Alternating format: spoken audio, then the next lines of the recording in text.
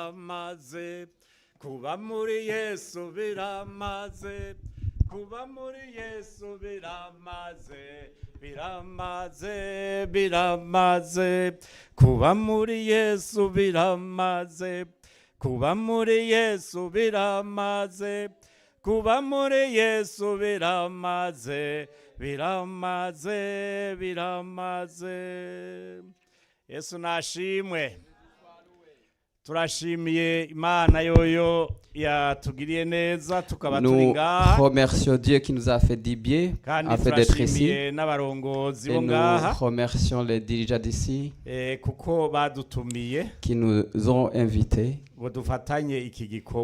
et pour être avec nous pour ce service. Que Dieu soit loué. J'ai des salutations. Je vais commencer par Rwanda. Car j'ai passé presque 2 mois. Et j'ai visité diverses églises, m'ont demandé de vous saluer. Et les serviteurs de Dieu. Depuis c'est le pasteur Sebitereko, Pasteur Kamanzi Calixte, le pasteur Kamanzi Calixte. J'oublierai certains, mais il y en a beaucoup. Le pasteur Théogène qui est passé par ici. Et je donne aussi les salutations d'Ottawa, les serviteurs de Dieu et toute l'assemblée. Quand on est parti, nous ont dit levez les mains pour vous dire bonjour. Afin de garder le temps, nous allons voir la parole de Dieu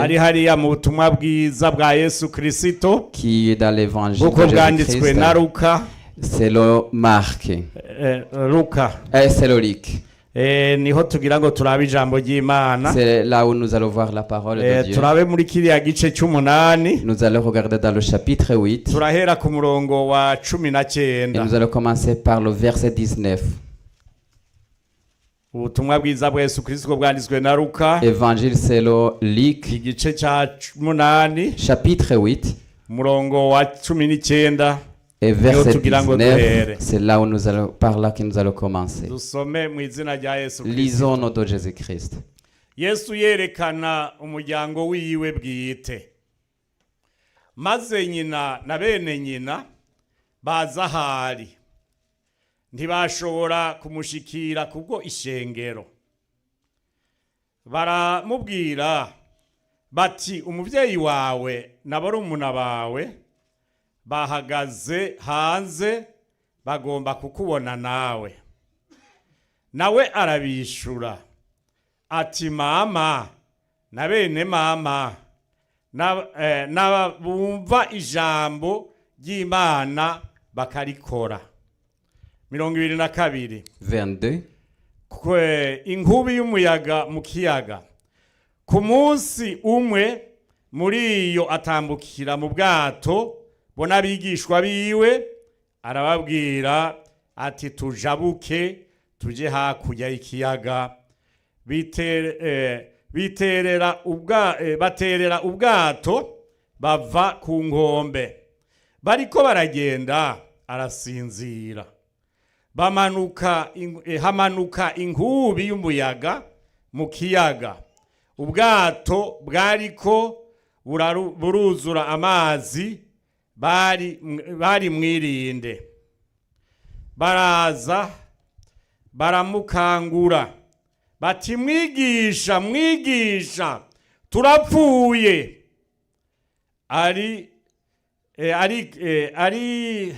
Arikangura azibiza ingunza n'ugusuriranya kw'amazi birahora haba agahwekere. Arababaza ati mbega ukwizera kwanyu kuri hehe? Baratinya baratangara barabazanya bati mbega uyu n'umuntu ki kwabarira n'umuyaga n'amazi bikamwumvira. Imana itugirire neza. Que Dieu nous aide. turamaze kumva aya majambo y'Imana. Nous avons entendu cette parole de Dieu. N'amajambo womenga hariho ubudasa. C'est une parole comme s'il y a de l'extraordinaire. Ariko hariho igituma nagombye yuko duca tubifatanya. Il y a une raison pour laquelle j'ai voulu lier les deux. Kugira tumenye uwo tugendana. Pour savoir avec qui nous marchons. Tumenye n'imigenderanire dufitanye. Et savoir les liens qui nous lient avec lui. Mani tugirire neza. Que Dieu nous aide.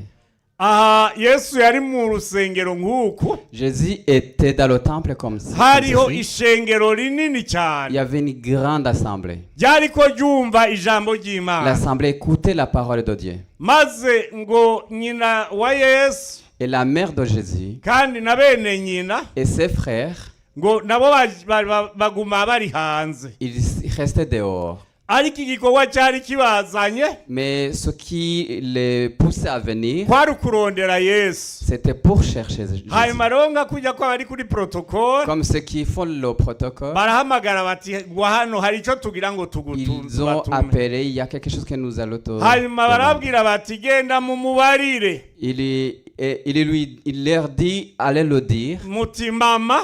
Maman. Na bene wanyu. Et tes frères, bariko barakurondera. Ils te cherchent. Hanyuma rero baca barinjira. Le protocole est entré. Baramubarira. On lui dit. Bati uzi n'inkuru Yesu. Et c'est la nouvelle. Ega mama wawe. Ta mère. Na bene wanyu. Et tes frères. Bariko barakurondera. Ils te cherchent. Kandi ngwihute. Et tu dois te dépêcher. Bari bazi yuko cyange babona muri santima cyange mu mibereho ya Yesu. Et ils regardaient dans les sentiments de Jésus. Koko ari ukwihuta. Il y avait une urgence. Kugira ngo yitabe mama wiwe na bene sa mère et ses frères. Ariko Yesu aca babwira ijambo batari basanganye. Mais Jésus a répondu d'une façon inattendue. Aca arababwira ati umviriza. Il leur dit écoutez-moi. Nagira ndababarire. Je voudrais vous dire. Aca kuramo ikigisho. Il a retiré une leçon. Ati mama. Ma mère. Barumuna banje. Et mes petits frères. Bashiki banje. Mes petites sœurs. N'abakuru banje. Et mes grands frères. Et naba. C'est ceux-là qui écoutent la parole de Dieu, qui la conservent et qui la mettent en pratique. C'est ça avec qui j'ai des liaisons. Que Dieu nous aide. Ceux qui sont dans le temple, ils sont quelque part, ils sont confortables. Parce qu'ils ont entendu qu'ils ont une liaison avec Dieu. Que Dieu nous aide. Maze ngo Yesu Jésus aca bamanukana ku ruzi. Il les fait descendre jusqu'à la mer. Ses amis, izo ntumwa ziwe, ses apôtres, abigishwa biwe et ses disciples baramanuka. Ils ont descendu. Ngo bashitse ku kiyaga, quand ils arrivent à la mer, barurira ubwato. Ils ont monté dans la barque. Ati nimurire mu bwato. Monté dans la barque. Bose barurira. Tous sont montés. Yesu nawe nyene yuriranwa nabo. Et Jésus est monté avec eux. Hari umuririmbyi yaririmbye ngo kuja kubana na Yesu. Être avec Jésus. Ngo nibihe byose ivyo. Et tout le temps. Ngo ni jambo rivuga ubugingo. C'est une parole de vie. Que Dieu nous aide. Maze ngo Yesu Jésus igikorwa yaciye akora. Ce qu'il a fait. Kuko iyo umuntu afatwa n'itiro kuko atabikorwa byinshi biriyo. On est attaqué par le sommeil parce que soit il est fatigué ou il n'y a plus à faire. Que Dieu nous aide. Je vois qu'il n'y a personne qui s'endorme ici dans l'assemblée. Kuko iyo umuntu abaye anuye canke yumva quand quelqu'un est ennuyé, le sommeil arrive. Jésus agomba kugira ngo akuremo ikindi cyigisho. Il a voulu tirer une autre leçon. Kuko ijambo ry'Imana riratubarira ngo umuntu azigama abisirayeli. Car la parole de Dieu nous dit que celui qui garde Israël, celui qui garde ceux qui sont sauvés, il ne sommeille pas, il ne s'endorme pas.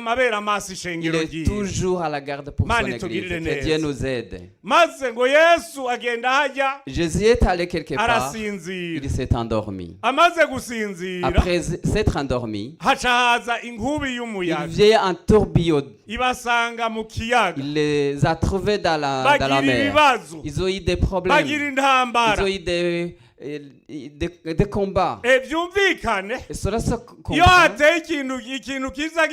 Quand il vient quelque chose qui fait peur, qui peut faire peur ici. Quand tu regardes celui qui est avec toi, tu vois la mort dans les yeux. Que Dieu nous aide. Tous ces disciples disaient, nous périssons. Nous n'allons pas quitter cette mer, nous périssons. Que Dieu nous aide. Mais il y en a un qui dit, Jésus est ici. Amen. Amen. Nous n'allons pas mourir. Comme Jésus est là, tu ne mourras pas. Il est allé. La parole qu'il a, c'est ça qu'il avait dans son cœur. Oh Jésus, nous périssons. Jésus, nous périssons. Que Dieu nous aide. Jésus s'est réveillé. Amen. Amen. Après s'être réveillé, ce qu'il a fait, il a dit au tourbillon qui est dans le lac, arrête-toi. Amen. Amen. Et le tourbillon, tout à l'instant, il est arrêté. Quand le vent est arrêté, les disciples ont eu peur. Ils ont connu celui qui était avec eux. Je te souhaite de ne pas être seulement dans l'assemblée, mais savoir qui est avec toi. Que Dieu soit loué. Jean chapitre 15, au premier verset, il est écrit, si vous, nous allons lire. Jean chapitre 15, Évangile de Jean 15 à partir du premier verset. C'est le vrai cep et ses sarments. Je suis le vrai cep. Et mon père le vigneron. Tout sarment qui est à moi, qui ne porte pas de fruits, il le retranche. Et tout sarment qui porte de fruits, il le monde afin qu'il porte encore. Vous êtes purs à cause de la parole que je vous ai annoncée. Demeurez en moi. Je demeurerai en vous. Car le sarment ne peut pas à lui-même porter de fruits. S'il ne demeure pas au cep, vous ne le pouvez pas non plus. C'est moi le cep, vous êtes les sarments. Celui qui demeure en moi,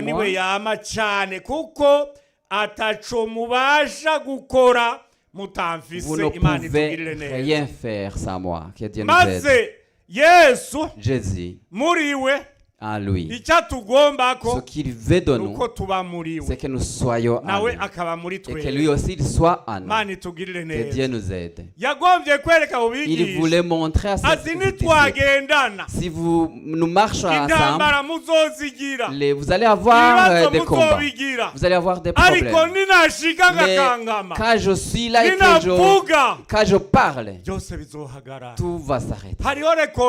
Il y a des conditions pour que Jésus puisse parler en notre faveur. Que Dieu nous aide. Quand nous regardons, il a dit à ses disciples, je vous donne un nouveau commandement.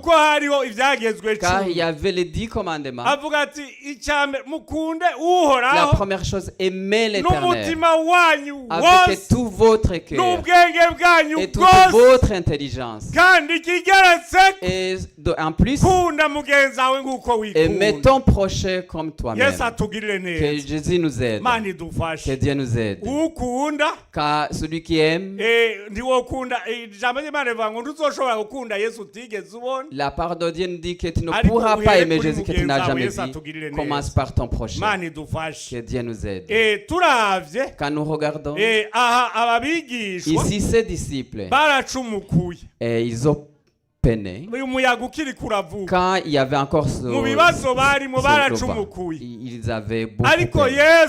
Mais Jésus, dans un petit instant, quand il s'est réveillé, il s'est réveillé avec la victoire. Il s'est réveillé et il y a eu un salut. Il n'y a pas d'autre chose qui peut te sauver. C'est seulement Jésus. Un homme, il a des limites. Que Dieu nous aide. Mais Jésus, il peut tout faire. Et quand il arrive, ce qui te faisait peur s'arrête. Au nom de Jésus. Et que rien ne te fasse peur. Mais Jésus, les faux peurs. Ceux qui se mettaient devant toi, ils les menacent que Dieu soit loin. Ces disciples, ils ont parti avec ce secret. Nous avons rencontré Jésus. Je te souhaite qu'aujourd'hui, tu rencontres Jésus. Pour cela et cela. Mais la première chose, qu'il n'y ait pas de péché qui te condamne dans ton cœur. Car le péché, le péché te sépare de Dieu. Mais c'est tu avec Dieu. Et que tu marches avec Dieu. Et que tu enlèves le péché. Tu enlèves tout ce qui est semblable au péché. Jésus marche avec toi. Que Dieu nous fasse. Et la paix est finie. Dieu nous aide. Alléluia. Amen. Jésus, quand il arrive, on l'a connu. Ses disciples l'ont connu. La première chose, oh frère, dans ce voyage, il n'y a pas autre chose qui peut t'aider. Garde la parole de Dieu. Quoi qu'il arrive, j'ai Jésus. Et Jésus le sauveur. Et Jésus, c'est une aide qui ne manque pas dans les problèmes. Et il n'attend pas le barque. Il n'attend pas ce qu'on utilise pour faire avancer la barque. Comme les disciples ils avaient persévéré, ils ont enlevé de l'eau. Quand l'eau entrait, mais Jésus, quand il parle, tout s'arrête. Que Jésus soit loué. Notre espérance, mets-le en Jésus. Mais mon espérance, je dois la mettre en Jésus.